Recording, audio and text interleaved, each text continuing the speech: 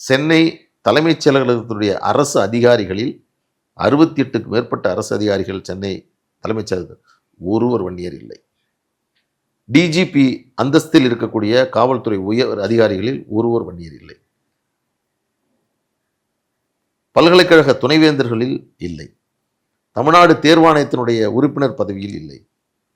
உயர்நீதிமன்றத்தினுடைய தலைமை நீதிபதியாக இதுவரையில் ஒரு வன்னியர் நியமிக்கப்படவில்லை. உச்ச நீதிமன்றத்தில் இதுவரையில் ஒரு வன்னியர் சமுதாயத்தை சார்ந்தவர் நீதிபதியாக அங்கே அமரவில்லை. இயக்குனர் பதவிகளில் இல்லை.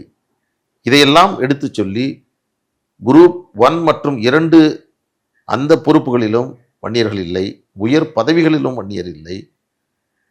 மருத்துவம் மற்றும் பொறியியல் படிப்புகளில் 20 விழுக்காட்டில் உரிய அளவிற்கு வன்னியர்கள் இடம்பெறவில்லை என்று எடுத்து சொன்னபோது இதையெல்லாம் அவர்கள் தகவல் திரட்டியவுடன் திடீரென்று தமிழக அரசு இதை நடைமுறைப்படுத்தாமல் அவர்கள் அதை அப்படியே காலம் தாழ்த்தினார்.